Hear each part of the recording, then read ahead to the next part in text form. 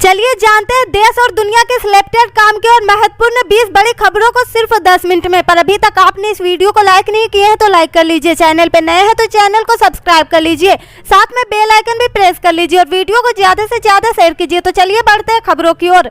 दिल्ली के मुख्यमंत्री अरविंद केजरीवाल ने सहयोगी से आलोचक बने कवि कुमार विश्वास की टिप्पणियों का समर्थन करने पर प्रधानमंत्री नरेंद्र मोदी पर पलटवार किया। उत्तर प्रदेश विधानसभा चुनाव के प्रचार के लिए लखनऊ पहुंचे केजरीवाल ने कहा कि प्रधानमंत्री को उन्हें आतंकवादी की पहचान के लिए वन मैन फोर्स के रूप में नियुक्त करना चाहिए। आम आदमी पार्टी के संयोजक ने ऐसा इसलिए कहा क्योंकि कुछ दिनों पहले कुमार विश्वास ने दावा किया था कि केजरीवाल पंजाब के मुख्यमंत्री या एक स्वतंत्र राष्ट्र खालिस्तान के प्रधानमंत्री बनना चाहते थे। उनके इस बयान से पिछले सप्ताह एक राजनीतिक तूफान खड़ा हो गया था। सोमवार को लखनऊ में एक जनसभा को संबोधित करते हुए केजरीवाल ने कहा कि बीजेपी ने सभी एजेंसियों में छापे मरवाए लेकिन उन्हें कुछ नहीं मिला। मैंने पूछा तो उन्होंने कहा कि गाजियाबाद एक कवि ने सपना देखा कि केजरीवाल आतंकवादी है। केजरीवाल ने कहा मैंने पूछा कि मेरे घर पर क्या कुछ मिला तो उन्होंने बताया कि कुछ नहीं मिला। तो मैंने पूछा फिर छापे मारे क्यों हुई? वह बोले कि गाजियाबाद में कोई कवि रहता है, उसने बताया था कि केजरीवाल आतंकवादी है। उसके सपने में आया था कि 7 साल पहले मैं उस कवि से कह रहा था कि मैं भारत के 2 टुकड़े कर दूंगा और 1 टुकड़े का प्रधानमंत्री बन जाऊंगा। केजरीवाल ने कहा मैंने कहा कि प्रधानमंत्री जी मैंने कहा भारत के 2 टुकड़े करूंगा। आपकी ईडी को नहीं पता चला, रो और सीबीआई को भी पता नहीं चला। आप ऐसा करो कि इन सारी एजेंसियों को बंद कर दो और उस कवि को ही रख लो, वही बता दिया करेगा कि सपने में क्या आ रहा और क्या नहीं आ रहा। उन्होंने आरोप लगाया दरअसल इन लोगों ने देश की सुरक्षा का तमाशा बना रखा, कॉमेडी कर रखी है, जिसको देखो आतंकवादी कह देते हैं। पिछले दिनों जब किसानों का आंदोलन चल रहा था तब कह दिया कि किसान आतंकवादी है। मैं उत्तर प्रदेश के किसानों से कहना चाहता हूँ इस बार जब आप वोट डालने के लिए बटन दबाना चाहे तो उनको बता देना तुम आतंकवादी हो या फिर बीजेपी आतंकवाद है। तेलंगाना के मुख्यमंत्री के चंद्रशेखर राव ने विपक्ष के क्षेत्रीय दलों को एक साथ जोड़ने की पहल शुरू कर दी। इसे भाजपा के खिलाफ विपक्षी मोर्चे की मुहिम के रूप में देखा जा रहा। देश में लंबे समय से बिखरे तीसरे मोर्चे के दल इसमें एक बार फिर साथ आ सकते हैं। ऐसा होने पर भाजपा को चुनौती मिलेगी और कांग्रेस की भी दिक्कतें बढ़ सकती है। तेलंगाना में भाजपा के बढ़ते प्रभाव से परेशान टीआरएस नेता चंद्रशेखर राव ने शिवसेना नेता उद्धव ठाकरे और राकांपा नेता शरद पवार से भी मुलाकात की। इसके पहले वे ममता बनर्जी से भी मिल चुके। राव की कोशिश उन दलों को एक साथ लाने की है जो भाजपा के खिलाफ लड़ रहे हैं। हालांकि उनकी मेहनत कितना रंग लाएगी यह अन्य दलों की रुचि पर निर्भर करेगा। वामपंथी दलों और कांग्रेस ने अभी तक इस तरह की मुहिम में कोई रुचि नहीं दिखाई। देश में तीसरा मोर्चा लंबे समय से अस्तित्व में नहीं है। लगभग 2 दशक बाद चंद्रशेखर राव ने इसकी किरण दिखाई है। हालांकि राव का कद इतना बड़ा नहीं है कि वे सभी क्षेत्रीय दलों को एक साथ जोड़ सके। इसके अलावा पिछले अनुभव को देखते हुए भी क्षेत्रीय दल किसी एक छतरी के नीचे आने से हिचक सकते हैं। पूर्व में तीसरे मोर्चे में वामपंथी दलों की भी अहम भूमिका रही थी लेकिन इस समय वह भी सक्रिय नहीं दिख रहे। अभी देश की राजनीति में 2 ही प्रभावी मोर्चे हैं, एक भाजपा के नेतृत्व वाला राजद और दूसरा कांग्रेस के नेतृत्व वाला संपर्क। लेकिन कई प्रभावी क्षेत्रीय दल इन दोनों से बाहर है।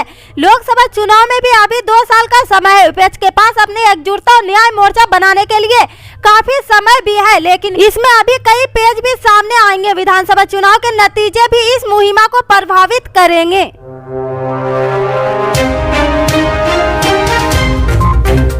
यूपी विधानसभा चुनाव में कांग्रेस के पक्ष में चुनाव प्रचार के लिए उतरे छत्तीसगढ़ के मुख्यमंत्री भूपेश बघेल ने योगी सरकार पर निशाना साधा। उन्होंने योगी सरकार पर गाय का इस्तेमाल राजनीति के लिए करने का आरोप लगाया। प्रयागराज में कांग्रेस के उम्मीदवार के लिए वोट मांगते हुए उन्होंने कहा कि गाय को माता कहने वाले उन्हें बेसहारा बना दिया। छत्तीसगढ़ के हर गाँव में गौशाला है लेकिन यूपी सरकार के पास गाय का हिसाब तक नहीं है। ये गाय का राजनीति के लिए इस्तेमाल करते हैं। सोमवार को प्रयागराज पहुंचे भूपेश बघेल ने कांग्रेस के तमाम प्रत्याशियों के लिए वोट मांगा और भाजपा पर जमकर निशाना साधा। उन्होंने कहा कि क्षेत्र के किसान पर हुए जुल्म से मतदाता बहुत गुस्से में है। इस बार परिवर्तन तय है। उन्होंने दावा किया कि हजारों मतदाता एकजुटता से परिवर्तन के महायज्ञ में आहुति देने के लिए तत्पर है। वहीं 12 करछना और अल्लाहपुर विधानसभा में जनसभा को संबोधित करते हुए बघेल ने कहा कि जब चुनाव करीब आता है तो धर्म खतरे में पड़ बढ़ जाता है। भाजपा धर्म के नाम पर ढोंग की राजनीति करती है। भूपेश बघेल ने कहा कि छत्तीसगढ़ में 2 रुपए प्रति किलो के हिसाब से सरकार गोबर खरीद रही, वहाँ किसान प्रति माह 30,000 रुपए कमाई कर रहे। कांग्रेस उत्तर प्रदेश में भी यह व्यवस्था लागू करेगी। अब उत्तर प्रदेश के किसान गोबर से मालामाल होंगे। प्रदेश के हर गांव में गौशाला बनवाएंगे, जिससे किसानों की फसलों को नुकसान पहुंचा रहे बेसहारा जानवर से राहत मिलेगी। उन्होंने भाजपा को किसान विरोधी बताते हुए कहा कि केंद्र मंत्री के बेटे किसानों की छाती पर कार चढ़ा रहे हैं और जब पार्टी महासचिव प्रियंका गांधी वाड्रा किसान का दर्द बांटने जाती है तो उन्हें गिरफ्तार कर लिया जाता है। छत्तीसगढ़ के सीएम ने कहा कि किसानों के हक में आजादी के पहले से ही कांग्रेस लड़ाई लड़ रही। कांग्रेस ने भोजन, शिक्षा, चिकित्सा का अधिकार जनता को दिया। भाजपा ने जुमलेबाजी की, 15 लाख खाते में भेजने को कहा कि दीपावली पर नोटबंदी कर सबका पैसा जमा कर लिया। उन्होंने दावा किया कि कांग्रेस सरकार हमेशा समाज में दबे कुचले लोगों को ऊपर उठाने का काम किया। महिलाओं को शिक्षा, रोजगार से लेकर पंचायती राज में आरक्षण दिलाने का काम और समाज में समानता लाने का काम भी कांग्रेस ने किया है।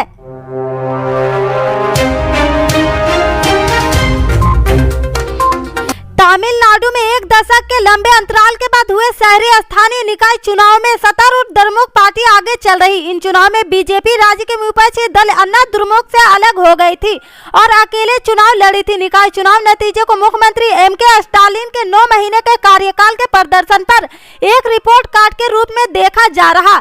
तमिलनाडु राज्य चुनाव आयोग के अनुसार राज्य के कुल 1304 निगम वार्ड में से द्रमुक ने अब तक 57 सीटों पर जीत दर्ज की है, जबकि मुख्य विपक्षी दल अन्ना द्रमुक ने 7 सीटों और अन्य ने 8 सीटों पर जीत दर्ज की है। द्रमुक की सहयोगी कांग्रेस ने भी 7 और माकंपा ने 2 वार्ड में जीत हासिल की है। चलिए जानते हैं देश और दुनिया के रिलेटेड काम की और महत्वपूर्ण 20 बड़ी खबरों को सिर्फ 10 मिनट में। पर अभी तक आपने इस वीडियो को लाइक नहीं किया है तो लाइक कर लीजिए, चैनल पे नए हैं तो चैनल को सब्सक्राइब कर लीजिए, साथ में बेल आइकन भी प्रेस कर लीजिए और वीडियो को ज्यादा से ज्यादा शेयर कीजिए। तो चलिए बढ़ते हैं खबरों की ओर। दिल्ली के मुख्यमंत्री अरविंद केजरीवाल ने सहयोगी से आलोचक बने कवि कुमार विश्वास की टिप्पणियों का समर्थन करने पर प्रधानमंत्री नरेंद्र मोदी पर पलटवार किया। उत्तर प्रदेश विधानसभा चुनाव के प्रचार के लिए लखनऊ पहुंचे केजरीवाल ने कहा कि प्रधानमंत्री को उन्हें आतंकवादी की पहचान के लिए वन मैन फोर्स के रूप में नियुक्त करना चाहिए। आम आदमी पार्टी के बेहद मुखर तेलंगाना के सीएम केसीआर ने गोटियां सेट करनी शुरू कर दी। उन्होंने गैर भाजपा और गैर कांग्रेसी दलों को एकजुट करने की पहल की है। इसी महीने प्रशांत किशोर और केसीआर के बीच मुलाकात हुई थी। इसके बाद प्रशांत किशोर ने बिहार के सीएम नीतीश कुमार से भी मुलाकात की। ध्यान रहे कि पिछले दिनों तेजस्वी यादव ने भी केसीआर के अलावा शिवसेना प्रमुख उद्धव ठाकरे और राष्ट्रपति कांग्रेस पार्टी के चीफ शरद पवार से मुलाकात की थी। माना जा रहा है कि इन सभी मुकाबलों का एजेंडा राष्ट्रपति चुनाव के जरिए बीजेपी को झटका देने का प्लानिंग है। केसीआर की कोशिश की है कि कांग्रेस को छोड़कर अन्य सभी जैसे टीएमसी, सपा, आप, आरजेडी, जेडीयू जैसे दलों को साथ लाया जाए। केसीआर को उम्मीद है कि नीतीश कुमार बेहद मजबूत उम्मीदवार हो सकते हैं और कांग्रेस भी उनको समर्थन देने को मजबूर हो सकती है। विपक्ष की ओर से नीतीश कुमार को राष्ट्रपति पद का उम्मीदवार बनाए जाने से पहले कई बार इस तरह को लेकर भी अटकलें लगी थी कि बीजेपी नीतीश को उपराष्ट्रपति बना सकती है। हालांकि अब नए समीकरणों के उभरने के बाद बिहार की सियासत में भी भूचाल आ सकता है। नीतीश यदि विपक्ष के प्रस्ताव को स्वीकार करते हैं तो बीजेपी से उनका अलगाव तय माना जा रहा। ऐसे में यदि आरजेडी और जेडीयू साथ आते हैं तो बीजेपी को सत्ता से बाहर जाना तय है।